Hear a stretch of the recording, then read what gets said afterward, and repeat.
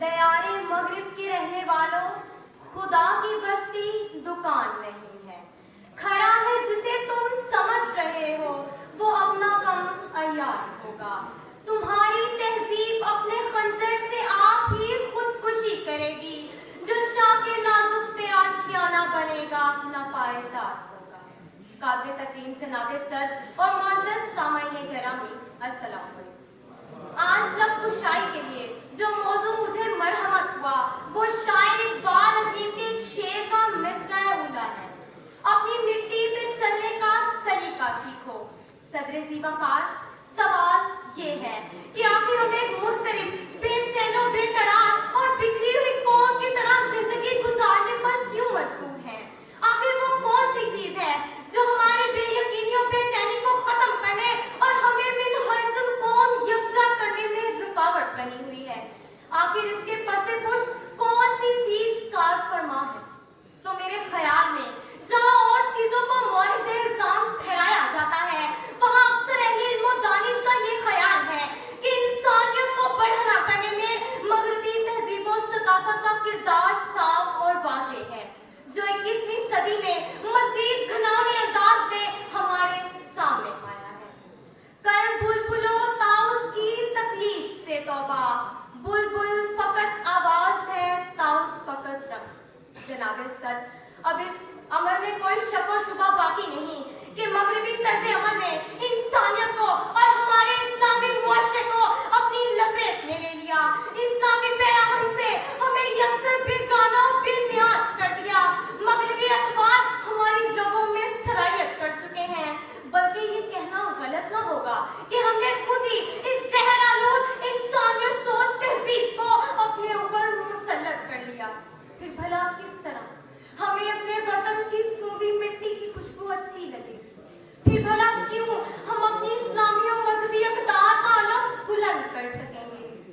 کوئی قرطبہ کے کھٹر جا کے دیکھے، مساجد کے محراب و در جا کے دیکھے، حجازی امیروں کے گھر جا کے دیکھے، خلافت کو زیر و زبر جا کے دیکھے۔ جلال ان کھنڈروں میں یوں ہے چمکتا کہ ہو خاک میں جیسے کندن دمکتا۔ جناب صدر، کردار مسلمان بحیثیت باپ، بھائی، خاوند، سپاہی، مدبر اور قاضی کے ساتھ ساتھ بحیثیت مزدور، کسان، صنعتکار، محنتکار، بحیثیت شاہ اور گدا بے مثل ہے۔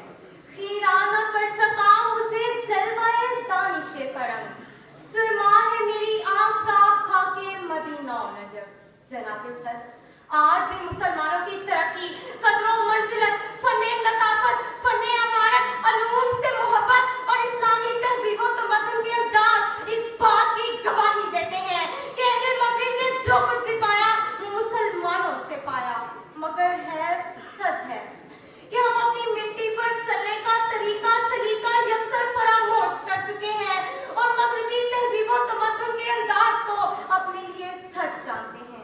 کاش ہم اہل مغرب کی دو رنگی کو جان سکے، ان کے خیر و شر کی مثالیں دیکھ سکے، جمہوریت اور استعمار کی بنیادوں کا کھوکھلا پن پہچان سکے اور اپنی مٹی پر چلنے کا سلیقہ جان سکے۔ اعجاز ہے کسی کا یا گردش زمانہ، ٹوٹا ہے ایشیا میں سحر فرنگیانہ۔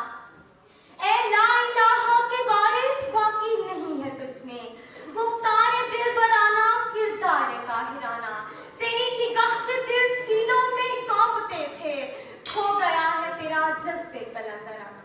جناب صدر، ہم نے اسلامی انقلاب کو، اسلامی ثقافت کو، ریاست کو، عبادت کو اور اپنی شرافت کو تاکہ نسیان میں رکھ دیا ہے۔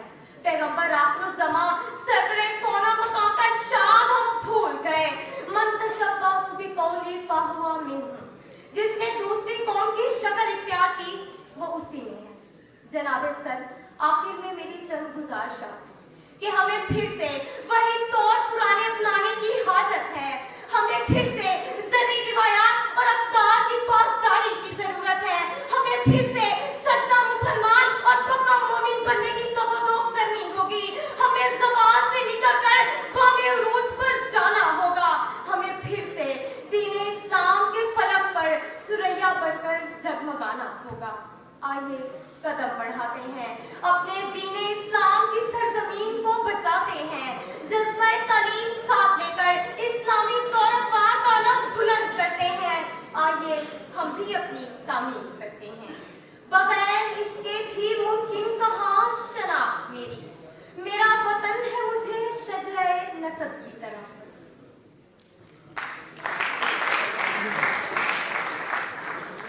मुकर्रर की तकरीर का दुरानिया था 5 मिनट 30 सेकंड।